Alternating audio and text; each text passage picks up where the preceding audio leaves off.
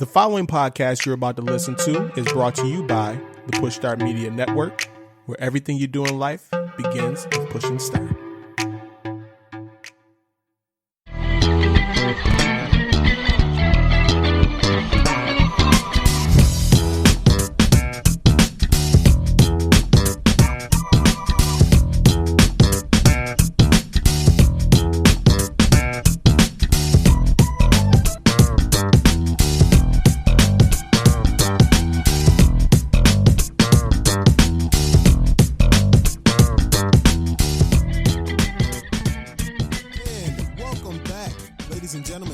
Episode of the Sport Your Enthusiasm podcast.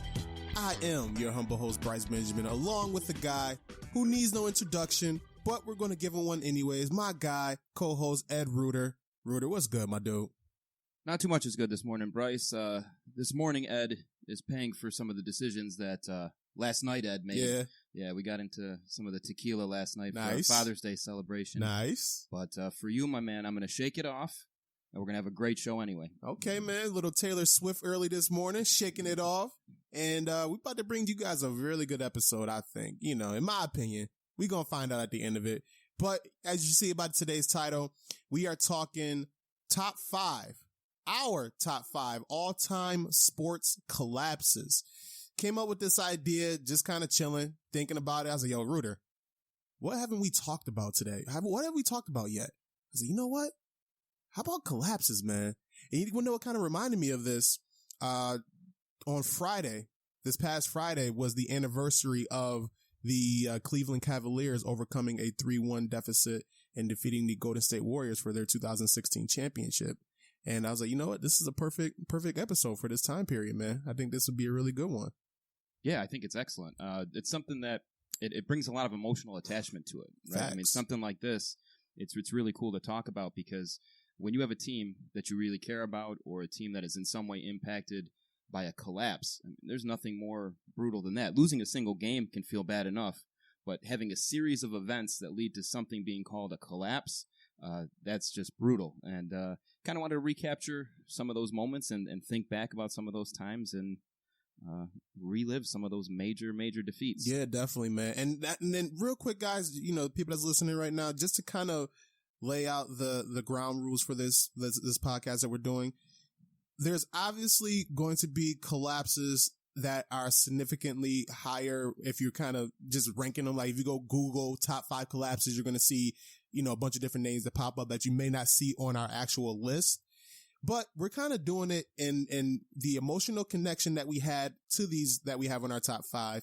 But then also on top of that, what we've seen live, you know what I'm saying? Like things that happened in our lifetime and that we actually paid attention to and that we was there for and that we remember significantly, and kind of just to share that with you guys and hopefully, you know, kind of trigger some emotional connection to you and like, oh yeah, I remember where I was when that happened. Those type of collapses, you know what I'm saying? Ed? Absolutely, because I think when we're talking about a collapse, as I mentioned, it's an emotional thing. Right. It's something that should tug at your heartstrings. Exactly. And reading about something that happened in the 60s or 70s for me, it might be sad or whatever, but it's not going to tug at me like it would if I had seen it live. So all of these that are on my list, and I'm pretty sure all the ones that are on your list, are going to be ones that we were alive for, that we remember specifically, and that in some way kind of touched us or left a mark on us. Yeah, and then, you know, I mean, we can go ahead and get into the list, man, but just to kind of give some honorable mentions, like for instance, one that I don't have on my list that probably everybody, I'm pretty sure every Bills fan is going to have on their list,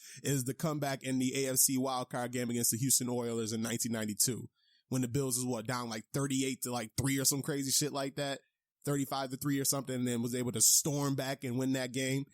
All time, that was one of the greatest collapses or greatest victories, I should say, in Buffalo's retrospect there. But I don't have that on my list. I was 1 year old. I wasn't paying attention. I wasn't watching that game. I was barely one, excuse me. So that's not on my list. You know what I'm saying? And that one did crack my list because I was there for it. Right. I'm aging myself now. I'm way older than Bryce.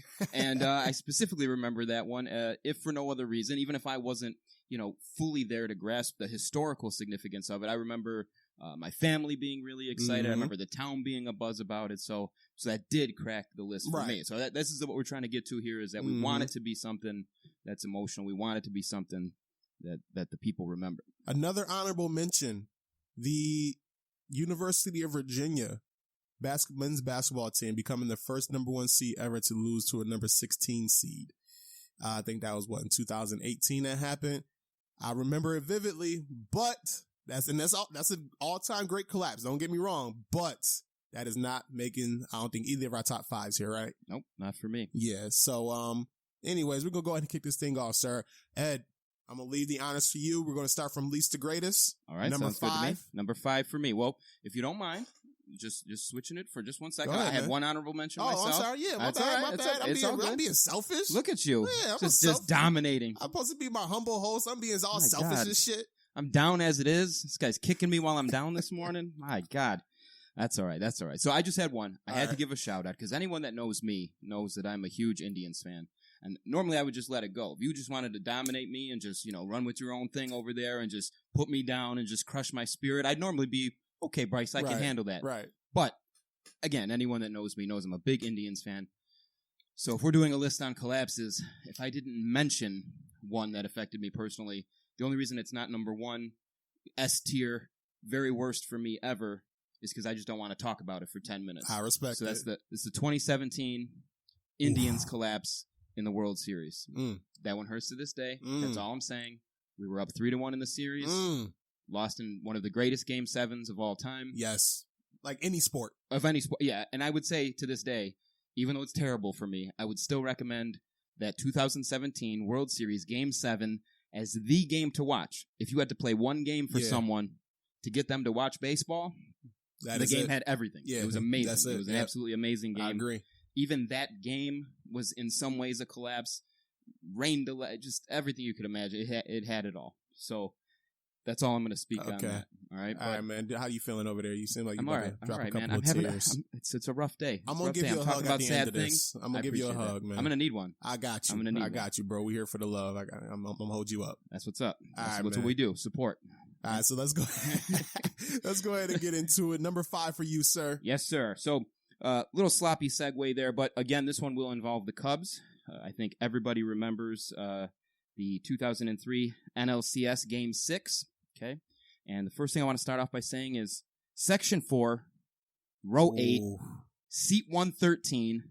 That's where a young man by the name of Steve Bartman sat. And he is the catalyst for one of the biggest collapses that I can remember. I remember being more hype around this matchup. It was the Cubs versus the Marlins.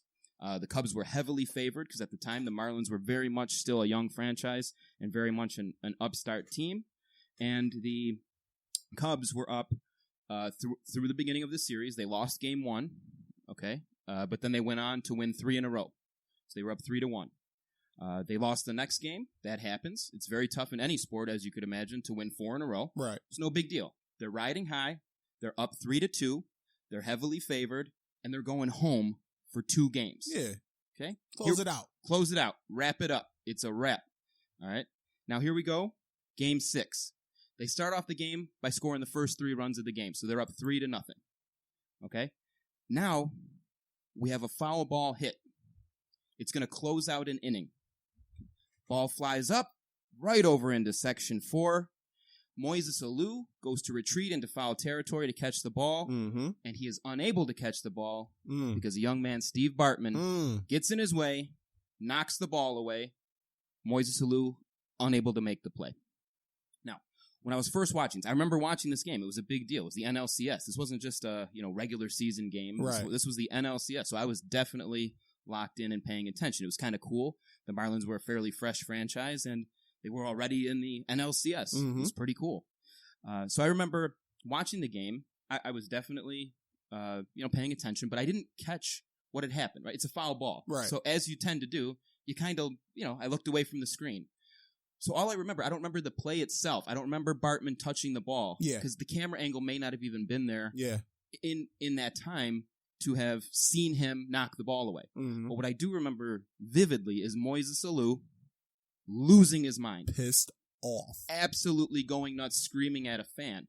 So for me, that was like, wow, what's going on here? I remember that vividly. Moises Alou, generally speaking, a fairly laid-back guy. I had never seen him in So any kind of fit of anger or getting thrown out of a game or arguing with an umpire. He wasn't that dude, right? He wasn't Yasiel Puig, right? This is Moises Alou. So I'm like, what is going on here? So the replays come back, and there you have it. There's Steve Bartman knocking the ball away. Now, there's been all kinds of stories told on this. There's been a 30 for 30 on Bartman. It's really sad because I think the instinct for anyone, I mean, I don't know if you've ever been to a baseball game. I've been to a handful, right? I've been to a Bison's game. Okay, there you go. So I've been to a bunch in my day. I'm a big baseball fan. If a ball's coming towards you, your instinct, no matter who you are, is to go grab the thing. Yeah. And especially a foul ball, right? You might have the wherewithal if you're sitting in the outfield to maybe not grab a home run ball, right? But a foul ball, you're not thinking, here comes the ball. It's coming at me, right? So he's kind of gotten a bad rap over the years, but man, what an incident that was. Man. The crazy thing about it was that was a foul ball. So you think to yourself, okay, foul ball, move on, right? Right. Well, not only did they not close out the inning with that batter, the Marlins went on to score 8 runs in that inning. Okay, so in that inning, imagine Steve Bartman's luck. Not only do you screw up that play for them, okay, you shouldn't have touched the ball, okay, but we've already mentioned kind of bad luck there. But then your team has the poor luck to have 8 runs put on them on top of it. Yeah. Had that guy struck out, nobody would have even remembered him. Right. It would have been a minor footnote in history. Right. And now it's like one of the biggest things in Wrigley Field lore of all times. To wrap up the crazy chaos and to wrap up the collapse, they went on to lose that game, of course. And then they went on to lose the next game as well, Game 7 at home to complete the collapse, up 3-1. Crazy Bartman incident, losing both games down the stretch at home. And then Florida goes on to beat the Yankees in the World Series later that October. Imagine being that guy. Like, imagine like a whole city blaming you for the team that you guys are rooting for because they can't get it done. Yeah, I mean, imagine that. Like, imagine you're literally banned from the damn city of Chicago. He had to be taken out by police escort because people were like yelling death threats at him. He gets death threats, from what I understand, to this day. Like that, that's like people looking back to this day. I like to think, oh, God, I've got to talk about it again. But after the Cubs beat my Indians in 2017, it might have alleviated some of the stress off of his shoulders there, you might think. But imagine you're a fan that's paying those NLCS prices, wearing your Cubs jacket. Yeah. You're in the front row near the foul. So those are not cheap seats. At that point, you got to think you're a fan. Right. That's your team. You've spent good money to be there. And now you're the scapegoat for a whole franchise who hadn't won a World Series in 70 years at the time. There can't be anything like that. Yeah, that's brutal. And you're not prepared for that. You're not an athlete. You're not the pitcher that went out there and blew the game. You're just a normal dude. guy. You're a dude. Probably working at like the post office or something. Yeah, man. That's just a wild experience. And I thought, man, for as far as emotions are concerned, as far as the collapse is concerned, this one had to be in my top 5. That's a good one, man. I like that. All right. So let's kick it over to you for number 5 on your list. Number 5 for me. I'm going UFC. And this one here is UFC 117. And the main event was Chael Sonnen versus Anderson Silva for the middleweight championship. And I remember watching this fight live. And at this point, Anderson Silva was just untouchable. Like, he just came into the UFC. He's undefeated in the UFC at this point in time and literally just dominating everybody in spectacular fashion. So it's just unfathomable to see Anderson Silva get his ass whooped. And I mean, this is what happened throughout the whole fight in UFC 117. Chael Sonnen absolutely dominated Anderson Silva for literally 4.5 rounds. It was just pure domination, taking him down, putting him on his back, ground and pound, beating the shit out of Silva. And I'm like, yo, I remember watching with my cousin and my uncle. I'm like, yo, what the hell is going on right now? Like, our boy is about to lose. Like, this fight is over. And I mean, and then sure enough, the 5th round comes around. And it's more of the same. Like, Silva's back. He's put on his back. He's getting pounded on. But somehow, some way, he just was able to finagle and was able to get Chael Sonnen into a chokehold there and finished him off, man. Round 5, end of round 5, with like 3 minutes left, got him into a triangle choke and was forcing the tap. And I just remember like the joy and jubilation that we all had in that household at that point.